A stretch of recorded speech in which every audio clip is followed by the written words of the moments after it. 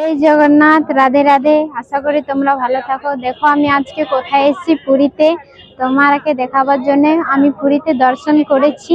তোমরা যদি দর্শন করতে চাও, আশা করি তোমরা এখানে আসতে পারো, কারণ কিছুদিন বাদে তার রথ।